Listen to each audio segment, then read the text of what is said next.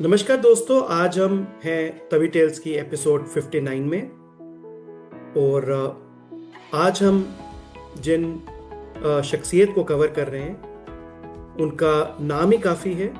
और आज हम बहुत ही उनके शुक्रगुजार हैं कि उन्होंने अपना कीमती समय निकाला तवी टेल्स के लिए, वो भी अपने संडे का दिन, जो मोस्ट ऑफ द पीपल जिनके लिए वो एक पर्सनल रहता है, इन्होंने हमारे साथ वो दिन शेयर करने के लिए चुना। और सर, हम बहुत बहुत उसके लिए आपके आभारी हैं। जम्मू की मिट्टी से निकले और दुनिया के मंच तक इन्होंने अपनी आवाज़ पहुंचाई। एक पोइट, एक ऑथर, एक ट्रांसलेटर और एक ब्रॉडकास्टर। इनका नाम है श्री विजय वर्मा जी। इनका सफ़र स्कूल के दिनों से शुरू होता है और आज तक चलता आ रहा है, जहाँ शब्द सिर्फ अल्फाज नहीं बल्कि एक जिम्मेदारी बन जाते हैं। ऑल इंडिया रेडियो से लेकर इंटरनेशनल प्लेटफॉर्म्स तक डोगरी को इन्होंने एक अलग पहचान दिलवाई। और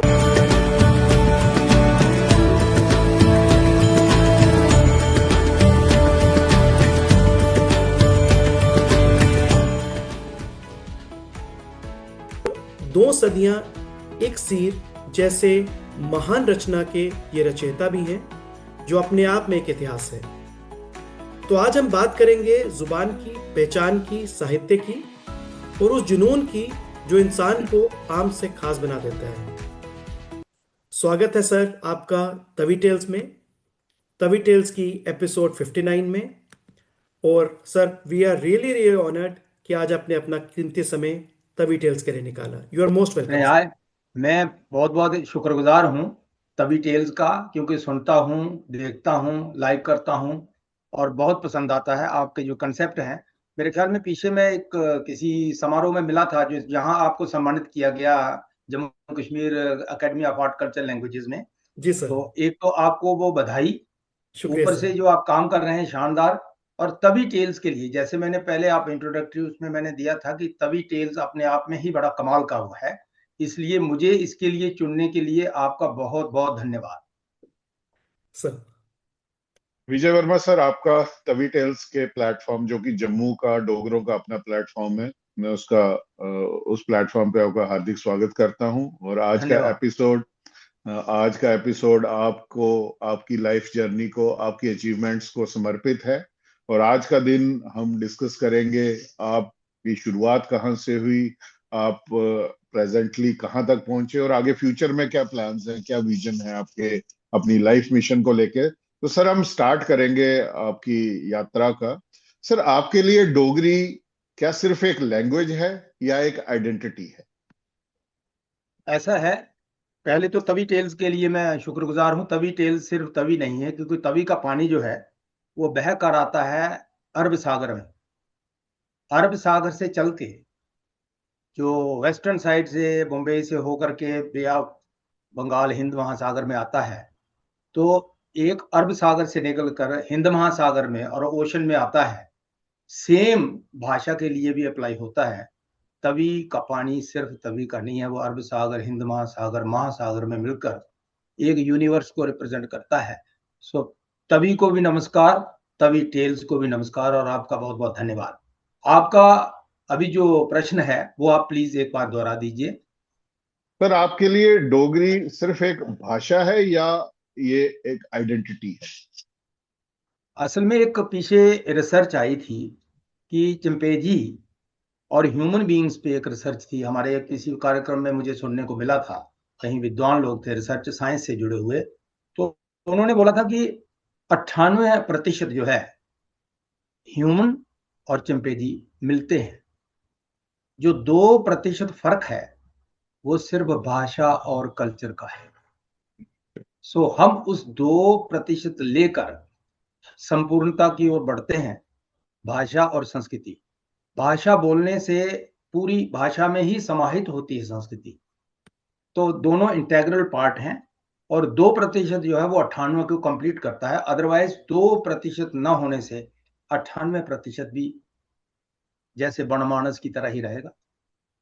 सो ये कल्चर और भाषा जो है ये आदमी की रग रग में होती है, खून के कतरे कतरे में होती है। और सांसों में होती है, सारे पर्यावरण में, सारे माहौल में होती है। जब हम डुग्गर प्रदेश की बात करते हैं तो जब हम शुरू में जो 80s 90s के में आते थे, तो जब ट्रेन से आते थे तो जब लखनपुर क्रॉस करते थे तो एक आबोहवा हमें चेंज होती दिखती थी ट्रेन में कि क्या।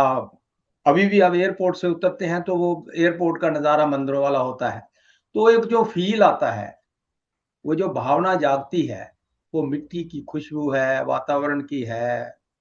तो इसमें समाहित है। इसको परिभाषित करना इतना आसान नहीं है। महसूस करना जो है वो अद्भुत अनुभव रहता है।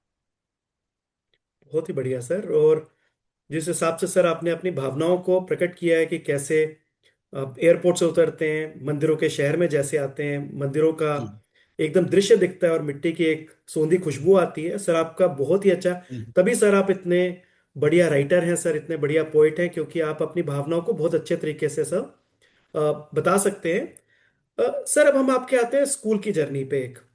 जी सर ये स्कूल के समय से ही आपने लिखना शुरू किया था, जी। तो सर वो स्पार्क कहाँ से आई सर? वो प्रेरणा किसके द्वारा दी गई? या किसी पुस्तक के द्वारा आपको प्रेरणा मिली, शिक्षकों के द्वारा मिली, या परिवार द्वारा मिली सर? असल में मैं पता नहीं 9th में पढ़ता हूँगा, तो मेरा गांव है सेरी पंडिता।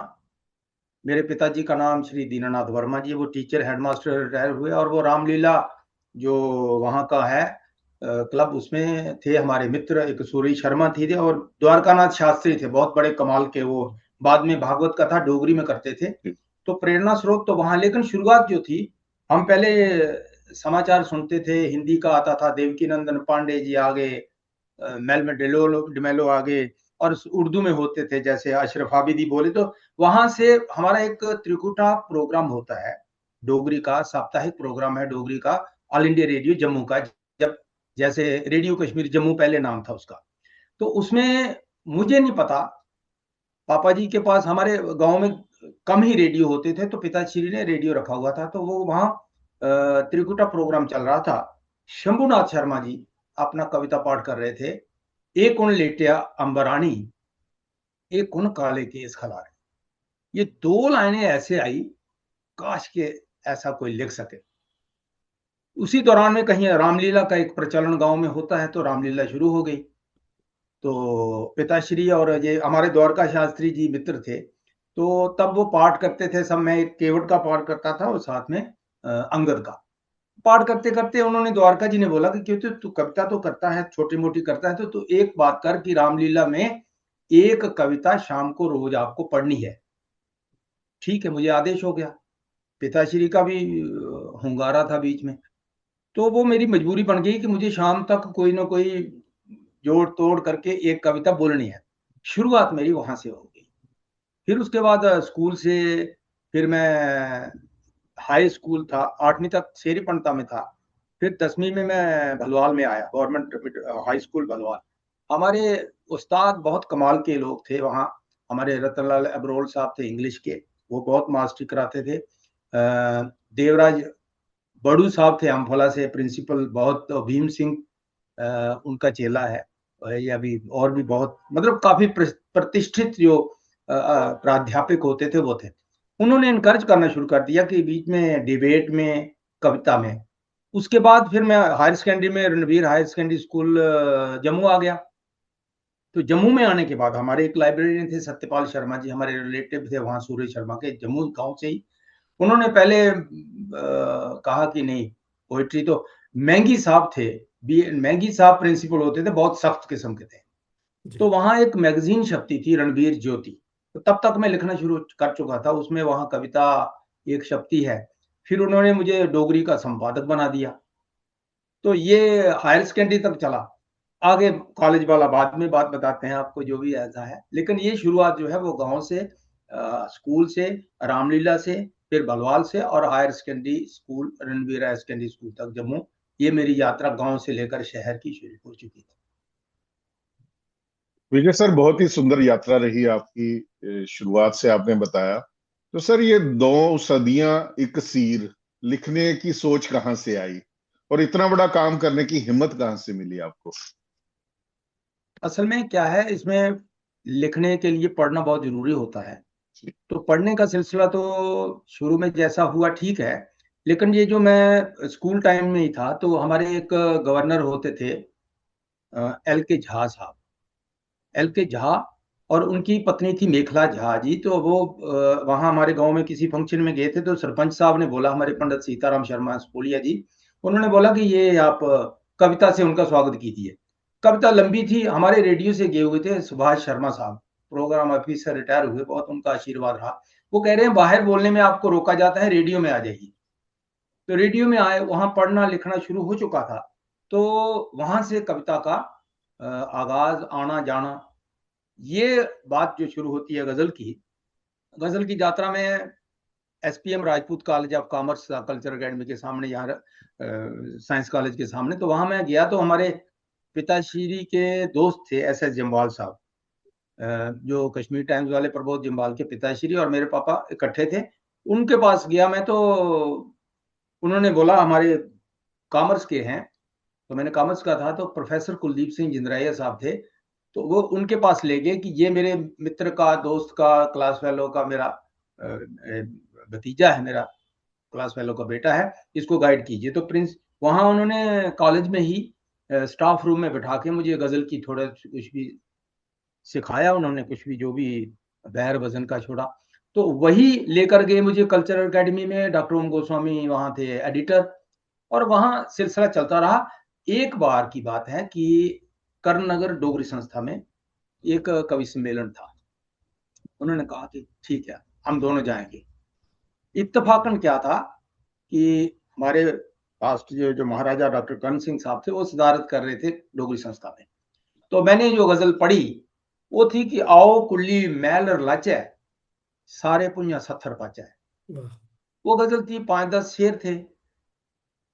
डॉक्टर गोस्वामी जी ने उसमें शिराजा में छपा दी, तो बाद में बढ़ते रहे, 50 तक शेर हो गए। उसके बाद हमारे मित्र थे डॉक्टर नसीब, और भी थे मित्र लोग, तो उनको मैं बताता था, तो वो उनसे इस खुशी खुशी में शेयर कर जाते थे कि ये यार सबसे लंबी गजल तो इसने लिख दी 50-51 की। मैंने कहा इनको अब सच नहीं बताना है। तो ये लिखने का वो गजल का सिलसिला रहा, 100 हुआ, 200 हुआ, 300 हुआ, जो कंसेप्ट चलता रहा। तो ये चलता चलता फिर मैं दिल्ली आ गया। दिल्ली आने के बाद भी फिर ट्रांसफर हो गई, तो प्रमोशन के बाद जम्मू चला गया। जम्मू जाने के बाद कोरोना आ गया। तो कोरोना में टाइम में मैं, यार इसको समेटा जाए, क्योंकि ये 88 की शुरुआत है, 1988 की शुरुआत हुई अब हम कोरोना में 20 में पहुंच गए, तो इसको कहीं तो कहीं वाइंड अप करना है जी। और कंसेप्ट ये था, क्योंकि अब तक मैंने पढ़ा था कि भारतीय साहित्य की जितनी भाषाएं हैं उनमें सबसे लंबी गजल 142 शेर की मराठी में है जी। मैंने कहा डोगरी में क्यों नहीं? ललक वो थी कि डोगरी में क्यों नहीं।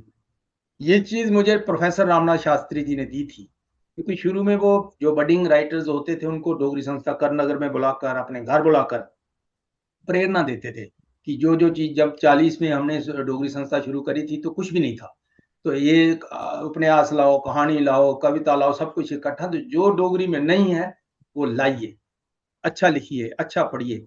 तो ये प्रोफेसर रामनाथ शास्त्री जी, हमारे गुरु प्रोफेसर कुलदीप राया जी, डॉक्टर ओम गोस्वामी जी, और फिर लास्ट में दिल्ली में पद्मा सचदेव जी का आशीर्वाद मिला। तो ये सारी जो यात्रा है वो उससे फलीभूत है।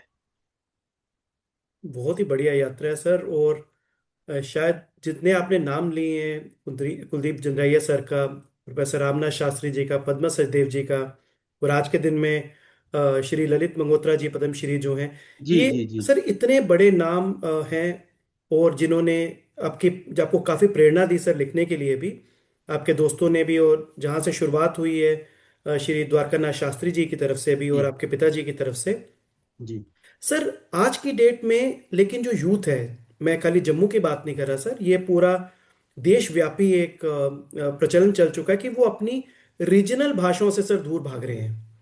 जबकि सर आप में इतना पैशन है अभी भी डोगरी के प्रति, जैसे डॉक्टर विकास ने अपना पहले ही प्रश्न में आपसे पूछा कि डोगरी आपके लिए क्या आइडेंटिटी है या सिर्फ एक भाषा है, लेकिन आपने उसको सुंदर शब्दों में पिरोया कि वो एक आइडेंटिटी का प्रतीक है। तो सर आज युवा क्यों भाग रहे हैं सर अपनी रीजनल या लोकल लैंग्वेजेस से? असल में क्या है, ये जो एजुकेशन का जो सिस्टम था, या अभी नया चल रहा है, ये बुक से, शब्दों से डिजिटल पे आ गया। ऐसा है, अपनी अपनी भाषा जो है वो तो मूल रूप से माँ से मिलती है, घर से मिलती है, माहौल से मिलती है। दूसरा जो है, हम राष्ट्रीय जो बाकी भाषाएं हैं, जैसे संविधान में 22 हैं, साहित्य अकेडमी में 24 हैं, तो उनसे संपर्क साधने के लिए संपर्क भाषा के रूप में हम हिंदी को वो करते हैं। तो जब जब आपको दायरा बढ़ाना पड़ेगा, आपको स्पेनिश तो नहीं मिलेगी, लेकिन स्पेनिश का इंग्लिश अनुवाद मिलेगा, तो उसको पढ़ने के लिए आपको इंग्लिश भी चाहिए। अब चूंकि शुरू से भी ऐसा रहा, जो ब्रिटिश एरा में भी बिजनेस की भाषा जो है वही फलीभूत होती है। बिजनेस में अभी डिजिटल आ गया, अभी इंटरनेट आ गया, अभी जितना विस्तार हो रहा है, उसमें नौजवान जो है वो फास्टेस्ट फिंगर फर्स्ट वाला मामला चल पड़ा है कि तेजी से चाहना है, तेजी से उसमें है, तो उसमें रीजनल में जो भी होगा वो उसमें थोड़ी सीमाएं हैं। अब जैसे साउथ में भाषाएं हैं, कन्नड़ है, मलयालम है, दूसरा है, उन्होंने डेवलप कर रखा है। अभी हिंदी भी इंग्लिश के पीछे पिछड़ रही है, और बाकी रीजनल भाषाओं का जो हमारे कश्मीरी हुए या दूसरे हुए, वो उसमें फैलाव कम होता है। पंजाबी में इसलिए है क्योंकि पंजाबी में वो जो पार्टीशन के बाद 60% वहां रह गए, 40% यहाँ हो गया, 40 में विभाजन हो गया, फिर यहाँ हरियाणा बन गया, हिमाचल बन गया। इनको मतलब ये है कि सीधा सीधा मामला ये है कि सॉरी, बीच में फोन आ गया था। नो इश्यूज जी। तो कहाँ पहुंचा था मैं, बात कर रहे थे सर पंजाब की, सर पंजाबी हाँ। जी। तो उनको जो बचाया, उनको जो माइग्रेशन हुई, जो वर्ल्ड पंजाबी फोरम है, उनका दायरा बढ़ने से भाषा या कल्चर या ये चीजें एक चीज अट्रैक्ट नहीं करती। अब उनके जो धार्मिक सत्संग वाले वो अलग चल, गाने वाले अलग चल रहे हैं, बाकी हमारे में फिल्में अलग चल रही हैं, इंडस्ट्री है फुल फ्लेज्ड। तो जैसे साउथ में है, जैसे हमारे पंजाब में है, ऐसे जम्मू में, कश्मीर में ऐसा कुछ है नहीं, जो है लिमिटेड है। अभी आस्ता आस्ता फिल्में भी आ रही हैं। तो जैसे जैसे दायरा बढ़ेगा, जैसे जैसे रोजगार जुड़ेगा, जैसे जैसे बेनिफिट और बिजनेस की भाषा बिजनेस के साथ जुड़ेगी, तो विस्तार होगा। युवा आकर्षित अब क्या है, अब जैसे पहले का दौर था, वो उसमें आदर्श से मूल्य थे, वैल्यूज, कदरें, सब कुछ था। अब इन्होंने सेंट्रल वेस्टर्न कल्चर के हिसाब से सारा सेंट्रलाइज हो गया, मनी। तो पैसे से रिलेटेड जितना भी है और रोजगार से रिलेटेड जितना भी है, वो फोकस होने की वजह से हो रहा है। जैसे पंजाबी में अभी क्या है, पंजाब में जिसने 10th तक पंजाबी नहीं करी, उसको पंजाब में नौकरी नहीं है। नहीं, हमारी स्टेट में क्यों नहीं करते ऐसा? नहीं, बिल्कुल पॉलिटिक्स है। हमारा तो डोगरी का, मैं उन महानुभावों को सैल्यूट करता हूं जो कल्चर के अलंबरदार रहे, जो साहित्यकार रहे, जो भाषाविद रहे, जिन्होंने वो काफिला वहां तक पहुंचाया। पहले 18वीं सदी तक चल रहा था ना, अभी डॉक्टर ओम गोस्वामी जी की शोध होता है तो 10वीं सदी तक जा रहा है, और 9वीं सदी तक तो हमने भी सुना था कि मर्सनरीज थे और तुर्की तक लड़ने जाते थे। हमारा लड़ना ये सारा था। तो कल्चर और लैंग्वेज का जो है वो बहुत अजीब सा है ना। तो ये मसला है, सॉरी। इसलिए ये जो फैलाव हो रहा है आस्ता आस्ता, उसको हमारे युवाओं ने वेलकम करना चाहिए। और इसी में रोजगार भी है, इसी में अब देखिए ना कितना विस्तार है। आप लोग इसमें इंटरव्यू कर रहे हैं, पॉडकास्ट हो रहे हैं, इंटरव्यूज आ रहे हैं, यूट्यूब आ रहे हैं, पहले से तो कई गुना विस्तार है। और आगे भी मैं आशावान हूं कि बहुत बेहतर होगा और अच्छा होगा। बहुत बढ़िया जी। विजय वर्मा सर, आपने नेशनल और इंटरनेशनल लेवल्स पर कई प्लेटफॉर्म्स पर डोगरी को रिप्रेजेंट किया है जी। तो इसमें आपको क्या क्या चैलेंजेस पेश आए? ऐसा है, चैलेंजेस तो कोई पेश नहीं आए। मैं 2010 की बात है, कॉमनवेल्थ गेम्स के दौरान ही कॉमनवेल्थ राइटर्स, यंग राइटर्स का साहित्य अकेडमी के ताउन से, और वेस्ट जो कंट्रीज थे, वेस्ट नहीं थे वो, कॉमनवेल्थ के अप्रोक्सीमेटली 55-56 देश हैं, 56। तो 56 देशों का जो राइटर्स का, यंग राइटर्स का समूह था, वो वहां साहित्य अकेडमी दिल्ली में आमंत्रित था। उसमें खुशकिस्मती से हमारे डोगरी के बुजुर्गों की वजह से या मेरे को भेजा गया वहां। तो वो एक वो था। एक मैं अभी सार्क नेशंस का 7 और एक 8वां अफगानिस्तान साथ में जुड़ा है, वो फेस्टिवल था सार्क कंट्रीज का, जैसे भूटान है, श्रीलंका है, नेपाल है, म्यांमार है, ये जो सारा हमारा हिंदुस्तान है, तो ये सारा एक अच्छा अनुभव रहा। लेकिन इसमें एक कॉमन बात ये है, जैसे मैं 2010 की बात करूं तो उसमें जो ह्यूमन जो वैल्यूज हैं और ह्यूमन जो पीड़ा है वो दर्द एक जैसा है। जैसे मैं वहां उस टाइम पे एक हमारे राइटर थे, इजराइल से थे, तो इजराइल पीड़ित है, जहां जहां दर्द होता है वहां लिटरेचर भी बड़ा रिच होता है, जैसे दर्दनाक गाने बहुत मीठे होते हैं। तो एक वहां से मिला मुझे, एक हमारा मित्र मिला कीनिया से। कीनिया से जो मिला मुझे, उससे इसलिए मतलब हमदर्दी सारा हुई क्योंकि यहाँ हमारे में सिस्टम और किस्म का है, धर्म का, जाति का है। वहां मैं सोच रहा था कि जैसे साउथ अफ्रीका का वो हुआ है, तो उसमें साउथ अफ्रीका में भी ये छोटा सा देश है कीनिया, तो इसमें अच्छा होगा, सारे जो ब्लैक्स हैं, अश्वेत जो हैं, वो इकट्ठे होंगे। लेकिन कविता पाठ के बाद जब मैंने उससे वार्तालाप की तो उसका दर्द सेम था। कहता हम कालों में भी बहुत काले और छोटे गरीब हैं। मुझे मुझे वो इजराइल इसका फिलिस्तीन का और कीनिया का जो राइटर है उसके दर्द का अभी तक मुझे एहसास है। मेरी ना सीमाएं मिलती हैं, मेरा ना देश मिलता है, ना मेरा कल्चर मिलता है, लेकिन ह्यूमन होने के साथ मेरी भावना मिलती है। मैं सच में भावुक हो गया था तब भी, और अभी भी भावुक हो रहा हूँ।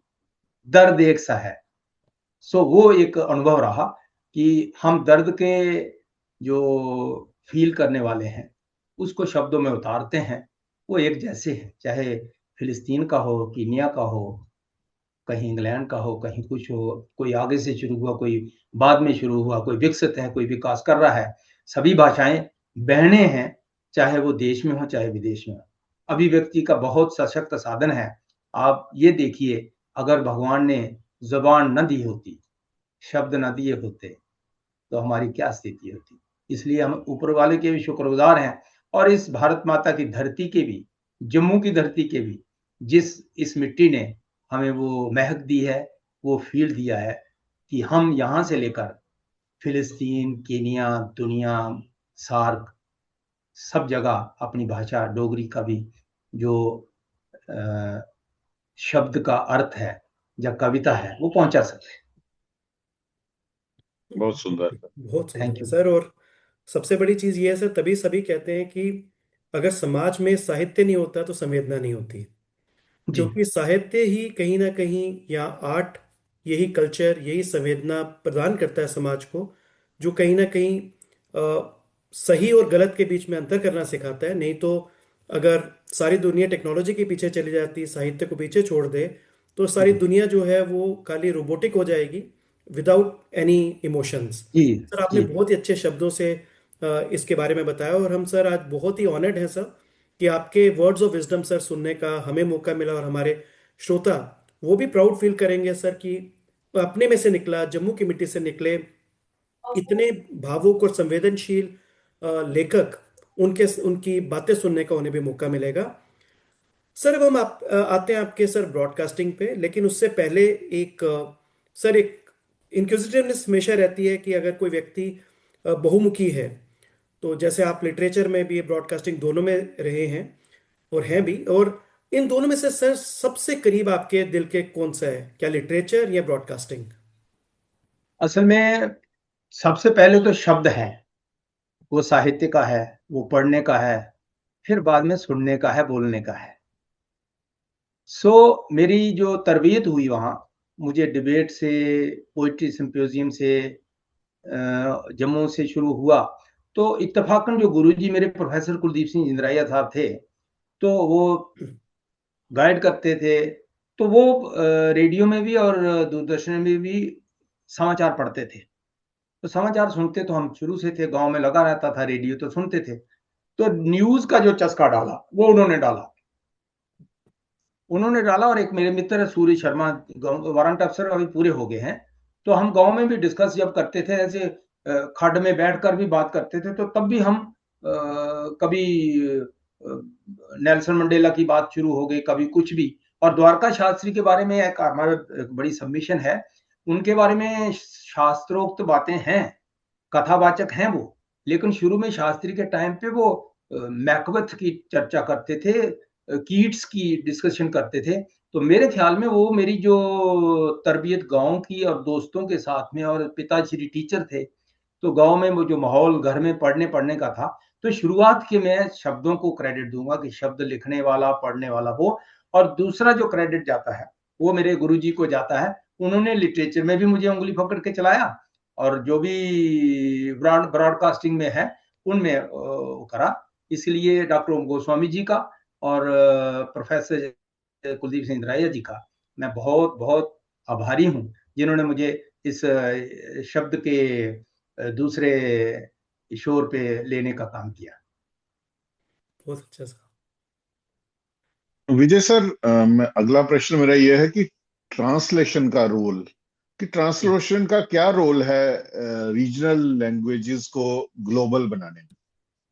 बहुत ही बढ़िया आपका सवाल है। आपको मैं इस सवाल के लिए भी शुक्रिया अदा करता हूँ, मुबारकबाद भी देता हूँ। मुझे अभी याद आ रहा है, हमारे उर्दू के बड़े कमाल के पाकिस्तान के शायर हैं अहमद फराज। तो बड़ा कमाल का मसला ये है, जब भी जितने भी उर्दू के, फिराक गोरखपुरी लगा लीजिए, इनको लगा लीजिए, जो भी प्रोफेसर ये इंग्लिश के रहे, लेकिन कमाल के शायर उर्दू के रहे, है ना। सो मसला क्या है? मसला ये है कि लिटरेचर में और भी हमारे बहुत से मित्र हुए हैं ऐसे प्रोफेसर, वो इंग्लिश के रहे, उर्दू के क्यों? क्योंकि जो लिटरेचर है, और लिटरेचर में जो आपको थीम मिलता है, शब्द मिलते हैं, वो और भाषा के मिलते हैं। हालांकि अनुवाद को मैं ये समझता हूँ कि रेसिपी तो आप ट्रांसलेट कर सकते हैं, स्वाद को ट्रांसलेट नहीं कर सकते। हाँ। और अभी मुझे वो ये अहमद फराज साहब का याद आ रहा है कि ट्रांसलेशन तो वो चीज है कि जैसे आप बग्गी को लेकर जाते हैं कास्केट अंतिम संस्कार के लिए, आप डेड बॉडी तो लेके जाते हैं लेकिन रूह को पीछे छोड़ देते हैं। बहुत बढ़िया। मैं कहीं से सहमत हूं, कहीं से नहीं भी। आप अनुवाद में पूरा रूह नहीं ले जा सकते, ठीक है। आप हमारे में हैं गुच्छियां, आप मशरूम बोल सकते हो, लेकिन जो मजा गुच्छियों में है वो मशरूम में नहीं है। सेम अप्लाइज एवरीवेयर, स्पेनिश हो, जर्मन हो, इंग्लिश हो, आप उसका अनुवाद कर सकते हैं, लेकिन आपको ये तो बड़ा जरूरी ये है कि इवन हमारा कश्मीरी से कुछ नहीं मिलता जुलता, डोगरी वालों को फिर अनुवाद करना पड़ता है। पंजाबी, साउथ वाली कन्नड़ हो, केरला हो, असमिया हो, इंडो आर्यन ग्रुप की जितनी भाषाएं उसमें हो, इंडिया, विद इन इंडिया। और जो विदेश वाली भाषाएं हैं, विदेश वाली भाषाओं को भी आपको यात्रा करनी है। अगर मेरी डोगरी की कविता अगर जाएगी स्पेनिश में, कैसे जा सकती है? उसके लिए सेलिंग बोट जो है वो अनुवाद ही है, और अनुवाद ही आगे का भविष्य है, क्योंकि अनुवाद के माध्यम से पूरी दुनिया जुड़ सकती है, पूरी दुनिया की भाषाएं जुड़ सकती हैं। और एक दूसरे की भाषा अगर अनुवाद ना हो तो एक देश से या एक प्रदेश से या एक कॉन्टिनेंट से दूसरे कॉन्टिनेंट में कैसे पहुंचेगी? तो अनुवाद तो बहुत अनिवार्य है, वो जिस तरह से हो, जितना ज्यादा हो इतना कम है जी। बहुत बढ़िया सर। सर, अगर आज आपके पास कोई यंग राइटर आए और आपसे गाइडेंस चाहे कि मुझे भी आपकी तरह एक सम्मानित और एक बहुत मशहूर एक राइटर बनना है, तो सर आप उसको किस तरीके से समझाएंगे? एक, और आप अपनी जिंदगी की कौन सी कहानी है जिस कहानी को आप एक बेस बना के उसको गाइड करेंगे सर? मैं ये पहले तो ये करूंगा, क्योंकि एक हमारे में डोगरों में जनरल सी है बात कि हम एक सैंडविच समाज हैं। एक तरफ हमारा पंजाबी है, दूसरा कश्मीरी है। और आपको पता है जब स्टेट्स रीऑर्गेनाइजेशन हुई थी तो भारतीय भाषाओं को उसमें एक फार्मूला था कि एक स्टेट की एक ही भाषा को लिया जाएगा, ठीक है। ये तो मतलब शुरुआत में आधी सदी पहले पंजाबी आ गया, आधी सदी पहले कश्मीरी आ गया। अब आधी सदी के बाद हैट्स ऑफ टू ऑल जो जो आंदोलन किया, और हमारे बुजुर्ग और कॉलेज के, यूनिवर्सिटी के और सारे कॉमन आदमी जितने भी, 2003 में हमें संविधान में भाषा का 8th शेड्यूल में दर्जा मिला। उसके बाद से ठीक है, छलांगे मार रहे हैं, अच्छा बढ़ रहा है, लेकिन गैप कितना है? और इस गैप को पूरा करने के लिए जितने जितने राइटर्स और जितने लोग थे, फोक कल्चर वाले या जितने भी थे, तब तक तो माता की बेटे गुलाम मोहम्मद और साथी ही गाते रहे ना। कितना कमाल का कल्चर है। बिल्कुल। मैंने सबसे पहले 86 में पैलेस में सुना था उनको, और उसके बाद हमारा पर्सनल भी मिला, मुलाकात भी होती रही। तो सबसे पहले अपने घर पे, अपनी भाषा पे, अपनी माँ पे, अपने परिवार पे, अपने प्रदेश पे, अपने देश पे गर्व करना पहले सीखिए, क्योंकि शुरुआत तो एक से होगी, बाद में जीरो लगाते रहिए। अगर एक ही नहीं होगा तो वो कैसे चलेगा फिर। तो युवा जो हैं वो आश्वस्त रहें, पहले से बहुत स्कोप है डोगरी में। पहले सिर्फ रेडियो ही था, 82 में आया ना दूरदर्शन, तो उससे पहले क्या था, रेडियो था, अखबार भी नहीं थे। हालांकि हमारे में अभी अखबार आने चाहिए, फिल्में ज्यादा बढ़नी चाहिए, स्कोप और बढ़ना चाहिए। अभी रेडियो भी है, इंफॉर्मेशन डिपार्टमेंट है, दूरदर्शन है, पार्लियामेंट में इंटरप्रेटर आ रहे हैं। तो स्कोप जो है वो 2003 के बाद मैनीफोल्ड बढ़ा है। तो जो नया, मेरे जैसा कोई विद्यार्थी, मैं विद्यार्थी कहता हूं क्योंकि हमने इतना सुना है, इतना देखा है, इतना पढ़ा नहीं है। हमने 2% भी पुस्तकें नहीं पढ़ी, 1% भी नहीं पढ़ी, इतना भंडार पड़ा हुआ है। हम तो अभी रिटायरमेंट के बाद भी सोच रहे हैं कि इतना टाइम है, लेकिन किताबें कितनी हैं कि हम पढ़ पाए ना पढ़ पाए। तो विद्या ग्रहण करना, उसके लिए पढ़ना बहुत जरूरी है, लिखना बाद में है। लिखना खुद ब खुद उसमें उसमें लेवल आ जाता है, पहले तो रीडिंग बहुत जरूरी है। रही बात मेरा जो एक मैं अभी कहूं कि अफसाना है, अगर गांव से मुझे लाने वाला ऊपर वाले ने भेज दिया, तो मुझे जम्मू से भी लाने वाला दिल्ली भेज दिया। तो वो एक संयोग है। इसमें सारा क्रेडिट जो है वो मैं प्रोफेसर रामनाथ शास्त्री, डॉक्टर ओम गोस्वामी, प्रोफेसर कुलदीप सिंह दराइया और पद्मा सचदेव जी को देता हूँ। और दिल्ली में आने के बाद, मैं 89 के बाद, अभी तो कितने साल हो गए, तो अभी आना जाना भी रहता है, फैमिली बच्चे इधर हैं, तो जम्मू तो मूल है।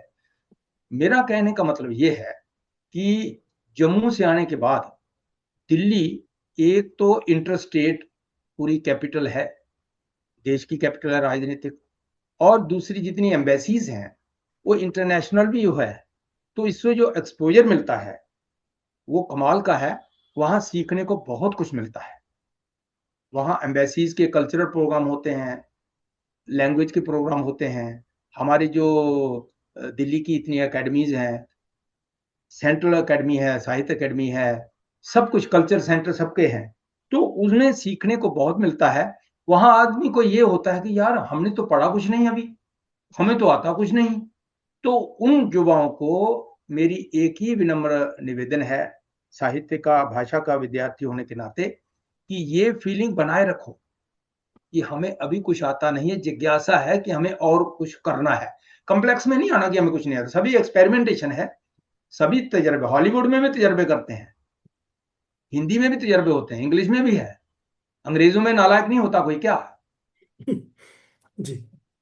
ये मतलब एक कोई जनरलाइज नहीं कर सकते, वहां भी मीडियाकर भी होते हैं, शार्प भी होते हैं, सब कुछ होता है, थोड़ा कम ज्यादा सही। लेकिन सबसे बड़ी, एक तो किताबों की संगत रखिए, अपनी कंपनी भी सही रखिए। बंगाली में एक कहावत है कि जिस घर में बेटी ना हो, जब पुस्तक ना हो, वो घर कंप्लीट नहीं होता।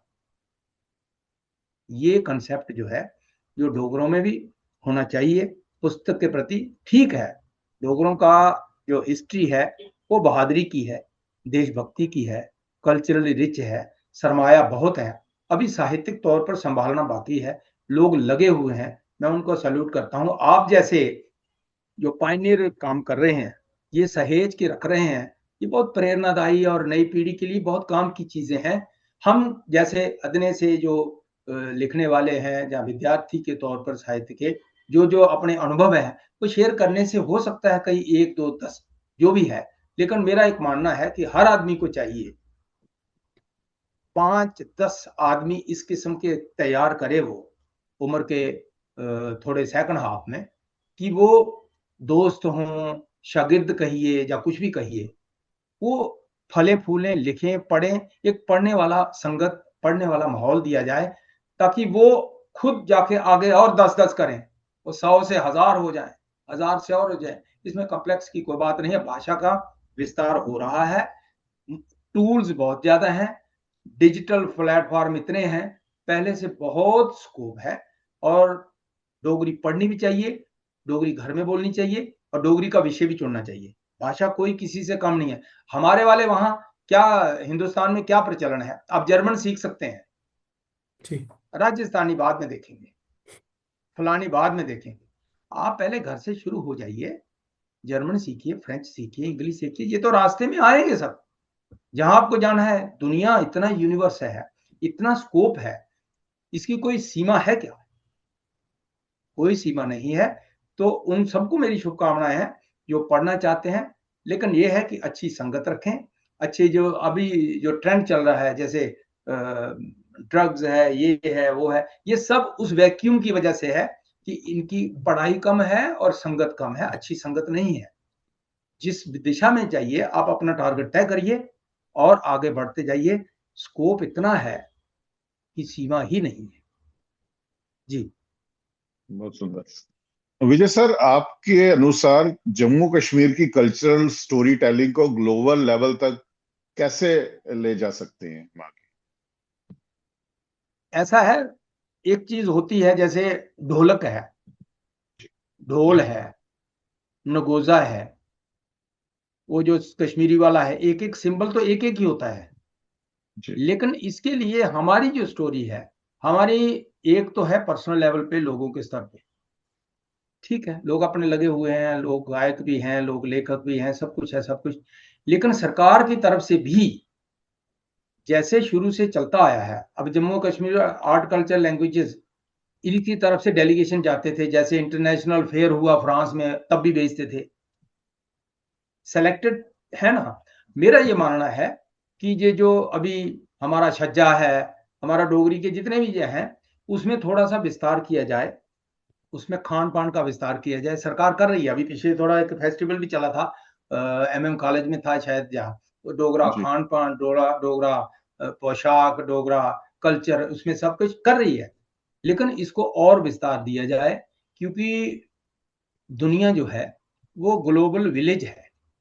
ये अलग बात है कि कोरोना के बाद विलेज सिकुड़ गया और थोड़ा अलग अलग अपने प्रोटेक्शनिस्ट अप्रोच हो गई।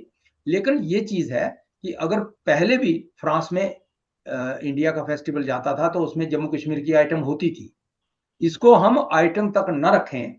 अब जैसे नॉर्थ ईस्ट की जो झलकियां हैं वो हमारे जम्मू कश्मीर में आती हैं, हमारे जम्मू कश्मीर की नॉर्थ ईस्ट में जाती हैं, साउथ में जाती है।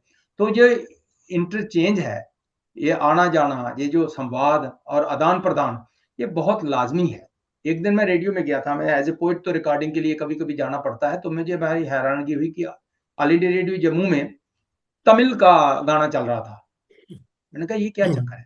तो ये कोई आदान प्रदान का कोई फॉर्मेट है। तो इसलिए हमारी जितना जितना लोकगीत हैं, जितना इतने अच्छे मतलब कल्चरल जो आइकन्स हैं, ऐसा ही साहित्य में है। इसको जितना ज्यादा से ज्यादा आदान प्रदान हो, जितना जितना हमारा साहित्य हो उसका अनुवाद हो, बाकी भाषाओं में, देशी भी जाए विदेशी भी जाए, ऐसा। अब जैसे प्रोफेसर मदन मोहन शर्मा, डॉक्टर ओम गोस्वामी, या रामनाथ शास्त्री जी और जैसे इतने इतने विद्वान हैं, इनकी राइटिंग किसी तरीके से भी किसी फॉरेन लैंग्वेज से कम नहीं है। फर्क सिर्फ है कि प्रोफेसर मदन मोहन शर्मा का अनुवाद कहां तक जाता है। तो जो आपने पहला सवाल किया था, ये अनुवाद की परवाज के साथ जुड़ेगा तो साहित्य और शब्द की परवाज भी बढ़ेगी। जी, बहुत ही बढ़िया सर। सर, अब हम अपने पॉडकास्ट के अंतिम चरण में आ चुके हैं, और जी। इसमें सर एक जैसे आप एक साहित्यकार हैं, आप लिखते हैं सर, एक जो लेखक है उसका जो लेखनी है, क्या वो केवल कुछ क्षणों के लिए किसी को खुश करने के लिए, या कुछ क्षणों के लिए आपको आपके करंट सिचुएशन से दूसरी सिचुएशन में ले जाने के लिए है, या उस लेखनी का एक कार्य समाज बदलने का भी है? सर, आपके अकॉर्डिंग सर, इनमें से कौन सा बहुत महत्वपूर्ण अंग है किसी लेखक के लिए? ऐसा है, एक तो ये जैसे ठीक है, न्यूज का भी होता था, ऐसे ही होता था, लेकिन साहित्य का और शब्दों का ये है, ये 24/7 है। इसको आप शायर हैं तो शायर हैं, बाजार में गए तब भी शायर हैं, घर में हैं तब भी शायर हैं, ठीक है। दुनियादारी, घर परिवार तो चलाना वो अलग बात है। ये 24 घंटे का काम है। मुझे ये पता नहीं होता कभी कि रात को 3 बजे उठ पड़े या 3 को जाग पड़े, वो नहीं। आदमी उसको जीता है, शायरी को उसको जीतता है आदमी की। तो ये क्षण भंगुर वाला मामला नहीं कि आज एक लिख दी छोड़ दिया सो गए। दैट मीन्स आप अपने बारे में भी सीरियस नहीं है। आप अपने बारे को भी अपने आप को भी संजीदगी से लीजिए, अपनी भाषा को भी संजीदगी से लीजिए, और ये जिज्ञासा, ये उत्सुकता रहनी चाहिए कि कोई चीज में अगर जर्मन में पढ़ रहा हूं, अच्छा लग रहा है, मेरी डोगरी में क्यों नहीं है।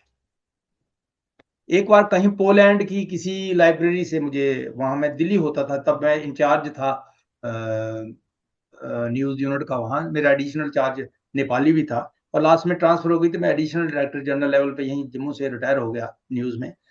तो वहां से पोलैंड की वहां कोई लाइब्रेरी है, तो लाइब्रेरी से कोई एक पोएम थी, और पोएम को उन्होंने मढ़वा करके वहां लाइब्रेरी में रखना था। वहां से किसी जिन संस्थाओं से जुड़ा था, उन्होंने कांटेक्ट किया कि वहां दिल्ली में करिए विजय वर्मा से, और वो अनुवाद करिए। मुझे नहीं पता, वो मैंने वहां से उसका डोगरी अनुवाद किया, और पोलैंड की उस लाइब्रेरी में डोगरी का मेरा किया हुआ अनुवाद अभी भी लाइब्रेरी में पड़ा हुआ है। बहुत ही बढ़िया सर। आप देखिए ना, ये कोई मतलब मेरे लिए साधारण बात तो नहीं है, ना ही मेरी भाषा के लिए है कि पोलैंड की धरती पर मेरी डोगरी के शब्द हैं। मेरे लिए बड़ी एक भावुकता वाला बात है, और भाषा का मतलब एक, इसको हम एक्सप्लेन नहीं कर सकते। तो ये जो हुब्ब होती है, ललक होती है, जुनून होता है, प्यार होता है, ये पार्ट टाइम नहीं हो सकता, ये परमानेंट होता है। जी। बहुत बढ़िया सर। और सर आपके साथ जो आज हमने एपिसोड की है तभी टेल्स की 59, सर बहुत सारी चीज़ें सीखने को मिली, क्योंकि आपका सर इतना वास्ट एक्सपीरियंस है सर। चाहे लेखनी का आपने स्कूल समय से शुरू किया और अभी तक आप उसको कंटिन्यू कर रहे हैं, ब्रॉडकास्टिंग में आपने इतना सर नाम कमाया। जैसे मैंने शुरू में भी कहा था सर, जैसे आपके जैसे व्यक्तित्व जब तवी टेल्स में आते हैं तो सर युवाओं के लिए सीखने को बहुत मिलता है। किस तरीके से सर आपने, अभी भी आपके अंदर बिल्कुल ग्राउंडेड जो एक डोगरों की पहचान है वो अभी भी है। आपने अपनी सफलता का सारा श्रेय अपने टीचर्स को, अपने माता पिता को सर, और जो आपकी जर्नी के दौरान एक डिफरेंट माइलस्टोन के रूप में जितने भी व्यक्ति आपके जीवन में आते रहे, आपने उनको भी पूरा श्रेय दिया। और आपके अंदर सर जो मैंने एक सर पैशन देखा है सर, कि जिस खुशी से आप सर डोगरी के बारे में बताते हैं सर, वो ये बताता है कि चाहे आप दिल्ली में रहें सर या देश के बाहर भी, लेकिन दिल जो है आपका वो हमेशा जम्मू के लिए और डोगरों के लिए धड़कता रहता है सर। जो आपने पोलैंड की एग्जांपल दी सर, वो इस वाक्य को यथार्थ करता है कि पोलैंड में, कि वहाँ लाइब्रेरी में डोगरी का आपके द्वारा लिखा गया जो आपने ट्रांसलेशन किया है वहाँ पे अगर दीवार पे लगी है, वो शायद आपके लिए भी और पूरे जम्मू के लिए सर एक गर्व की बात है कि आपने भाषा को इतने सुदूर पहुंचाया। तो सर मेरा सारा जो क्रेडिट है वो मेरे जम्मू को जाता है, डोगरी को जाता है। और मैं अपना गांव अपने साथ लेके चलता हूं, चाहे मैं साउथ में रहूं, विदेश में रहूं, देश में रहूं, कहीं भी। जी। तो जो सारा क्रेडिट टोटल, अगर डोगरी पोएट ना होता, ठीक है, हो सकता है मैं नौकरी में भी न्यूज में ना आता, तो ये सारा क्रेडिट जो है वो उन बुजुर्गों को, बड़ों को जाता है। और मेरी जो भाषा की जो श्रेष्ठता या ठेठ है, वो मेरे गांव की देन है। इंग्लिश तो हमने ऐसे ही चलते चलते रास्ते का है। और जो तवी टेल्स का जो रोल है, इसको मैं बहुत बहुत अप्रिशिएट करता हूं, और आगे के लिए बहुत बहुत शुभकामनाएं देता हूं कि इस किस्म के जो प्रोग्राम है इनको जारी रखिए। आपकी प्रवास बहुत लंबी है, और तवी टेल्स, तभी मैंने बोला ना, अरब सागर से निकली है, वहां से जाएगी हिंद महासागर में, ओशन में मिलती है तो यूनिवर्स के साथ संवाद करती है। तवी टेल्स और डोगरी और जम्मू जो है, इसको अभी और आगे बढ़ना है। मेरी बहुत बहुत शुभकामनाएं और बहुत बहुत आपका धन्यवाद। शुक्रिया सर। अब हमारा सर एक, जैसे कि जम्मू में हम जिसको कहते हैं परंपराएं, रीतें, डॉक्टर विकास सर बहुत अच्छे तरीके से हमारे जितने देवी देवताओं हैं उन सब की जितनी भी शुभकामनाएं हैं उसको इकट्ठा करते हैं और जी हमारे जो गेस्ट होते हैं उनको देते हैं सर। मैं डॉक्टर विकास से आग्रह करता हूं, doctor Vikas please offer vote of thanks to sir, जिससे कि हम अपने तवी टेल का एपिसोड 59 को खत्म कर सकें। Doctor Vikas. Thank you. Vijay Verma sir, पूरी तवी टेल्स टीम की ओर से आपका बहुत बहुत धन्यवाद, अपना कीमती शेड्यूल से, बिजी शेड्यूल से समय निकालने के लिए हमारे प्लेटफॉर्म के लिए। सर, आज का एपिसोड सिर्फ एक संवाद नहीं था, ये एक सफर था, सोच का, साहित्य का और संस्कृति का। विजय सर, आपने जो अनुभव, सोच और जज्बा हमारे साथ शेयर किया, वो सिर्फ सुनने के लिए नहीं, महसूस करने के लिए था। आप जैसे लोग ही हमें याद दिलाते हैं कि जुबान या भाषा सिर्फ बोलने का जरिया नहीं होती, वो एक विरासत होती है, और उस विरासत को कैसे संभालना है, संवारना है और अगली जनरेशन तक पहुंचाना है, वो आपसे, आपकी लाइफ जर्नी से उसकी आज साक्षात हमने प्रेरणा ली है और बहुत कुछ सीखने को मिला है। और तवी टेल्स की पूरी टीम की ओर से दिल से शुक्रिया, और उम्मीद है कि आपका सफर और आपकी कलम ऐसे ही नए रास्ते बनाती रहे। जैसे तवी का प्रवाह है, वैसे ही आपकी जिंदगी आगे बढ़ती रहे। माता वैष्णो देवी, बावे वाली माता और अपने पूरे कुल देवी देवताओं से मैं प्रार्थना करना चाहूंगा कि वो आपको पूरा आशीर्वाद दें। आपके जीवन का जो विजन, मिशन और जो अनफिनिश्ड टास्क हैं वो कंप्लीट हो, और आप इसी तरह हमें अपनी अचीवमेंट से सभी जम्मू वासियों को, डोगरों को गौरवान्वित करवाते रहें। और हमें यदि फ्यूचर में फिर मौका मिलता है आपसे वार्तालाप करने का, आप हमें वो अवसर भी जरूर दें।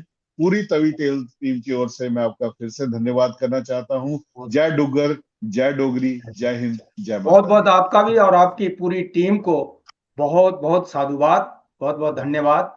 बहुत अच्छा लगा। Thank you so much, thank you so much. Thank you sir.